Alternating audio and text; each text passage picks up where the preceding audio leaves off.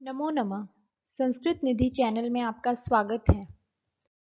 आज के वीडियो में हम कक्षा 7 के लिए निर्धारित संस्कृत पाठ्य पुस्तक संस्कृत रत्नम का चतुर्दश पाठ पढ़ेंगे, जिसका शीर्षक है व्यर्थम अर्थात व्यर्थ। और आज के वीडियो में हम इस पाठ का संपूर्ण हिंदी अनुवाद और अभ्यास कार्य दोनों देखेंगे। तो हम आगे बढ़ें उससे पूर्व मैं आपको बता दूं कि यदि आप इस पुस्तक से संबंधित पिछले पाठों के वीडियो देखना चाहते हैं तो उसका लिंक आपको इसी वीडियो के नीचे डिस्क्रिप्शन बॉक्स में मिलेगा, तो वहां जाकर आप उनको देख सकते हैं। देखते हैं पाठ का हिंदी अनुवाद। मान रहितम दानम व्यर्थम, गानम तान रहितम व्यर्थम। मान रहितम, मान कहते हैं सम्मान को, तो मान रहित, रहित से अर्थ होता है बिना, सहित उस चीज के साथ और रहित उस चीज के बिना। तो मान रहितम सम्मान के बिना या सम्मान से रहित, दानम दान, व्यर्थम व्यर्थ है। सम्मान के बिना दान व्यर्थ है। गानम तान रहितम व्यर्थम, तो तान रहितम गान का विशेषण है तो वो पहले आ जाएगा। तान रहितम गानम व्यर्थम इस प्रकार से रहेगा।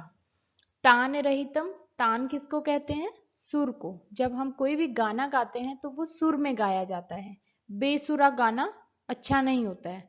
तो तान रहितम अर्थात सुर से रहित या सुर के बिना गानम गाना या गीत, व्यर्थम व्यर्थ है।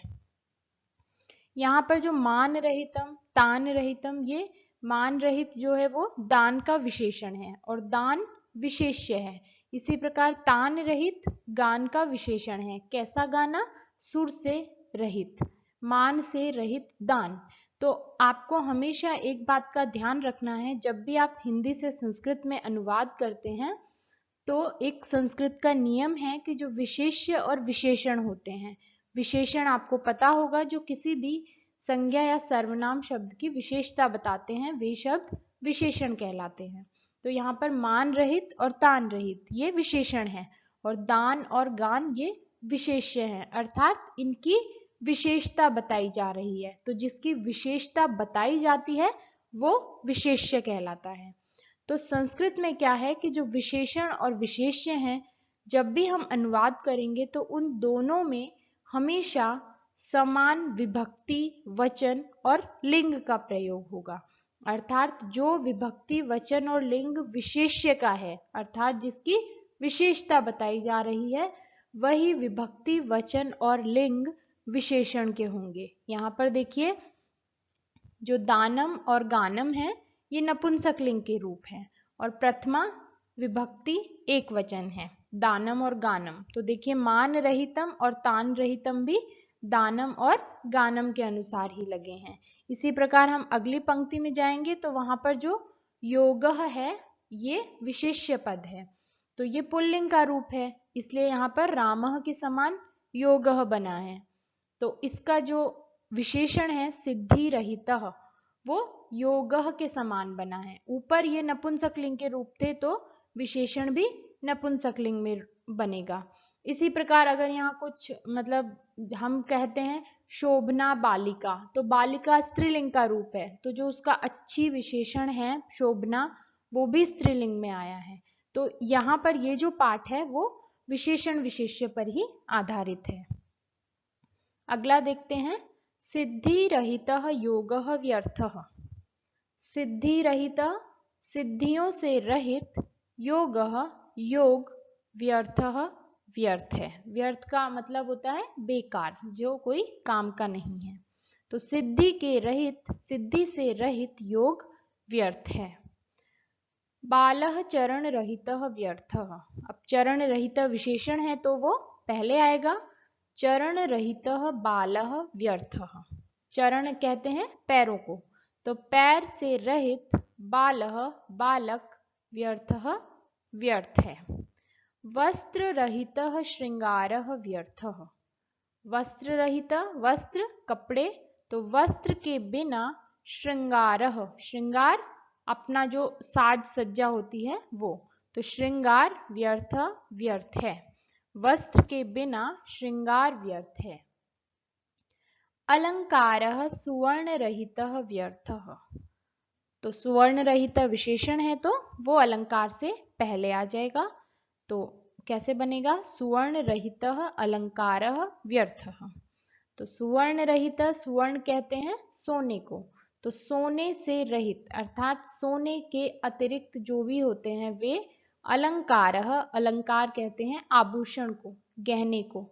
तो सुवर्ण रहित, सोने से रहित अलंकारः, आभूषण व्यर्थः, व्यर्थ हैं। राज्य रहितः भूपालः व्यर्थः। राज्य रहित अर्थात राज्य से रहित या राज्य के बिना भूपालः, भूपालः कहते हैं राजा को, भूमि का पालक तो राजा। तो राज्य से रहित भूपालः राजा व्यर्थः, व्यर्थ है। तपोरहितः भिक्षु व्यर्थः। तपोरहितः, तप, तपो से तात्पर्य है तप, तपस्या। तपस्या से रहित भिक्षु अर्थात भिखारी व्यर्थ, व्यर्थ है।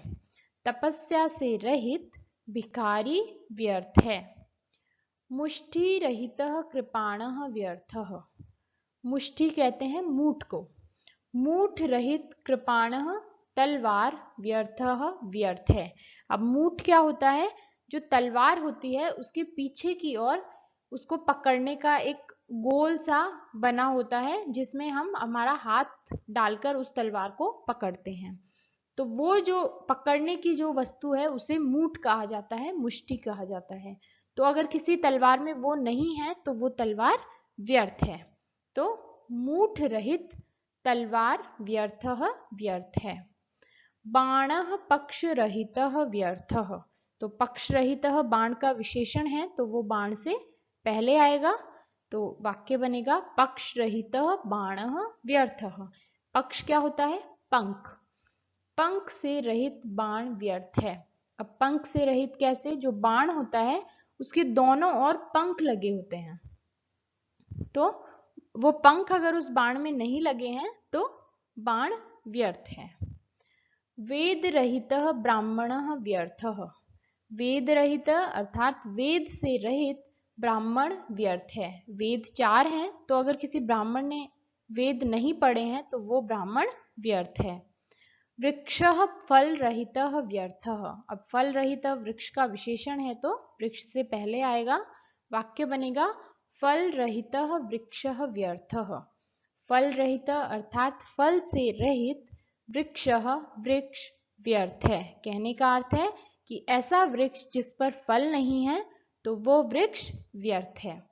तो इस प्रकार से यहाँ पर ये आपको विशेषण और विशेष्य की जो अभ्यास कार्य था वो इस पाठ में मुख्य रूप से बताया गया है। तो ये था इस पाठ का हिंदी अनुवाद। तो अब जो पाठ में विशेष बात बताई गई है वह यही है कि विशेष्य पदे, विशेष्य पद में यत लिंग, जो लिंग, यत वचनम, जो वचन, या च विभक्ति और जो विभक्ति भवती होती है, तदैव वही लिंग, तदैव वही वचनम, वही वचन, सा एव वही विभक्ति, विभक्ति विशेषण पदे, विशेषण पद में अपि भवति भी होती है। जैसा कि मैंने आपको पहले भी बताया कि विशेषण और विशेष्य में हमें 3 बातों का ध्यान रखना होता है। लिंग, वचन और विभक्ति तीनों समान होती हैं विशेषण और विशेष्य दोनों पदों में। तो ये पाठ इसी पर आधारित था। तो ये है पाठ के शब्दार्थ। अब देखते हैं पाठ का अभ्यास कार्य। पहला है प्रश्नानाम उत्तराणि लिखत। प्रश्नों के उत्तर लिखो। उसमें पहला प्रश्न है कीदृशम दानम व्यर्थम अस्ति। कीदृशम होता है कैसा, कैसा दान व्यर्थ है? तो मान रहितम। कीदृशम के स्थान पर मान रहितम आ जाएगा तो उत्तर होगा मान रहितम दानम व्यर्थम अस्ति। श्रृंगारः कीदृशः व्यर्थः। श्रृंगार कैसा व्यर्थ है? कैसा श्रृंगार व्यर्थ है? तो श्रृंगारः वस्त्र रहितः व्यर्थः। वस्त्र रहित श्रृंगार व्यर्थ है। कम विना भूपालः व्यर्थः। कम अर्थात किसके, किसके बिना भूपालः अर्थात राजा व्यर्थ है। तो जैसा हमने पढ़ा था राज्य रहितः भूपालः, तो राज्यम विना भूपालः व्यर्थः। कीदृशः बालः व्यर्थः, कैसा बालक व्यर्थ है। चरण रहितः बालक बालः व्यर्थः। योगः कीदृशः व्यर्थः, कैसा योग व्यर्थ है। योगः सिद्धिरहितः व्यर्थः। कीदृशः ब्राह्मणः व्यर्थः, कैसा ब्राह्मण व्यर्थ है। वेद रहितः ब्राह्मणः व्यर्थः। अगला प्रश्न है एतेषां शब्दानाम अग्रे शुद्धम विशेषणम लिखत। एतेषाम अर्थात नीचे लिखे गए इन शब्दों के आगे शुद्ध विशेषण लिखिए। जैसा कि पाठ में आपको बताया कि विशेषण और विशेष्य में समान और विभक्ति और वचन होता है। तो जैसे उदाहरण से समझिए, पहले यहाँ पर 3 शब्द दिए गए हैं स्त्रीलिंग, पुल्लिंग और नपुंसकलिंग के, और उनके आगे एक जो कॉलम है वो अशुद्ध विशेषण का है और एक है वो शुद्ध विशेषण का है। जैसे पहला शब्द है बालः, तो जो बालः है वो पुल्लिंग का शब्द है और इसके आगे विशेषण दिया है शोभनम। तो बालः, ये देखिए विसर्ग है यहाँ पर, तो हमारा जो भी विशेषण होगा वो विशेष्य के अनुसार होगा। तो पहले हम इसका लिंग, विभक्ति और वचन देखेंगे। लिंग हमने देखा कि यहाँ पुल्लिंग है और विभक्ति देखी प्रथमा है और वचन भी एक वचन है, एक ही बालक है, तो उसी के अनुसार हम विशेषण लगाएंगे। शोभनम ये प्रथमा का है, एक वचन का है, किंतु इसका लिंग नपुंसकलिंग है फलम के अनुसार, इसलिए ये अशुद्ध है, शुद्ध होगा शोभनः। इसी प्रकार वाटिका ये स्त्रीलिंग का रूप है और इसका जो विशेषण दिया है अशुद्ध विशेषण ये पुल्लिंग का है, जो कि गलत है। तो यहाँ पर स्त्रीलिंग का विशेषण पद आएगा शोभना। गृहम नपुंसकलिंग का रूप है और यहाँ पर जो शोभना जो विशेषण दिया गया है वह स्त्रीलिंग का है, तो गृहम के अनुसार उसका विशेषण बनेगा शोभनम। इस प्रकार से हमें प्रत्येक लिंग में लिंग का, वचन का और विभक्ति का ध्यान रखना है। अब कुछ अभ्यास के लिए कुछ शब्द दिए गए हैं, जैसे हस्तः, हस्त कहते हैं हाथ को, तो हाथ हस्तः उत्तमम, तो उत्तमम नपुंसकलिंग का है, उत्तमः पुल्लिंग का रूप है। इसी प्रकार पुस्तकम जो कि नपुंसकलिंग का रूप है, विशेषण दिया है उत्तमा जो कि स्त्रीलिंग का है, तो उसके स्थान पर आएगा उत्तमम, उत्तमम पुस्तकम। इस प्रकार से वृक्षः पुल्लिंग का रूप है, विशेषण दिया है उन्नतम, तो आएगा उन्नतः, उन्नतः वृक्षः। फलम शोभनः, फलम नपुंसकलिंग का रूप है, शोभनः पुल्लिंग का है, इसके स्थान पर आएगा शोभनम, तो बनेगा शोभनम फलम। आगे है पत्रिका जो कि स्त्रीलिंग का रूप है और विशेषण दिया है शोभनः, जो कि इसके स्थान पर होगा शोभना, शोभना पत्रिका। नगरम नपुंसकलिंग का रूप है, तो विशेषण आएगा विस्तृतम, यहाँ दिया गया है विस्तृतः जो कि पुल्लिंग का रूप है और हमारा विशेष्य है नपुंसकलिंग का, तो बनेगा विस्तृतम नगरम। इसी प्रकार ज्ञानम ये भी नपुंसकलिंग रूप है, तो इसका विशेषण होगा उत्तमम ज्ञानम। दृष्टि स्त्रीलिंग का रूप है, यहाँ पर दिया गया है उत्तमम, तो आएगा उत्तमा दृष्टि। मंदिरम उन्नतः जो कि पुल्लिंग का रूप है और मंदिरम जो विशेष्य पद है वो नपुंसकलिंग का रूप है, तो यहाँ आएगा उन्नतम मंदिरम। आगे है पात्रम, पात्रम जो है वो नपुंसकलिंग का रूप है और यहाँ पर जो विशेषण दिया है वो पुल्लिंग का है स्वच्छः, तो इसके स्थान पर आएगा स्वच्छम, स्वच्छम पात्रम। तो ये था विशेषण और विशेष्य से संबंधित अभ्यास कार्य। अगला प्रश्न है एतेषां शब्दानां लिंगम वचनम विभक्तिम च सूचयत। नीचे कुछ शब्द दिए गए हैं, उन शब्दों के लिंग, वचन और विभक्ति को आपको लिखना है। जैसे पहला है मनोहराणी, मनोहराणी मनोहर होता है सुंदर, मन को हर लेने वाला, तो मनोहराणी। अगर आपने फल के रूप याद किए हैं तो फलम फले फलानी, इस तरह से आप इसको समझ सकते हैं। तो नपुंसकलिंग में आप फल के रूप याद कर सकते हैं जो प्रथमा और द्वितीया में पुल्लिंग से भिन्न होते हैं और तृतीया के पश्चात पुल्लिंग के समान ही चलते हैं। तो तो मनोहराणी नपुंसकलिंग का रूप है, लिंग हो गया नपुंसकलिंग, वचन है बहुवचन और विभक्ति प्रथमा और द्वितीया दोनों के ही बहुवचन में मनोहराणी रूप बनता है। तो आप दोनों में से कुछ भी लिख सकते हैं। इसी प्रकार विस्तीर्णः, विस्तीर्णः अर्थात फैले हुए, तो विस्तीर्णः जो है पुल्लिंग का रूप है, रामः रामौ रामः, इस प्रकार से पुल्लिंग का रूप है, बहुवचन में प्रथमा विभक्ति में ऐसा रूप बनेगा। इसी प्रकार शोभनौ, शोभनौ भी पुल्लिंग का है यहाँ पर जो है, और द्विवचन का रूप है रामः रामौ, इस प्रकार से रामवत चलेंगे तो शोभनः शोभनौ, और प्रथमा और द्वितीया दोनों में ही रूप शोभनौ बनता है। इसी प्रकार उत्तमः ये भी पुल्लिंग का रूप है, बहुवचन में प्रथमा विभक्ति में रामः रामौ रामः, इस प्रकार से बनता है। अगला प्रश्न है यथा योग्यम पदम चित्वा वाक्यम रचयत। नीचे 3 कॉलम दिए गए हैं, एक कर्ता का है, एक कर्म का है और एक क्रिया का है। जैसा कि हम जानते हैं कोई भी वाक्य बनाने के लिए किसी भी भाषा में, हिंदी, अंग्रेजी, संस्कृत, हमें 3 चीजों की आवश्यकता होती है, कर्ता उस कार्य को करने वाला, कर्म क्या कार्य है वह, और क्रिया जिसको कर्ता करता है, कर्ता के द्वारा जो कार्य किया जाता है उसे हम क्रिया कहते हैं।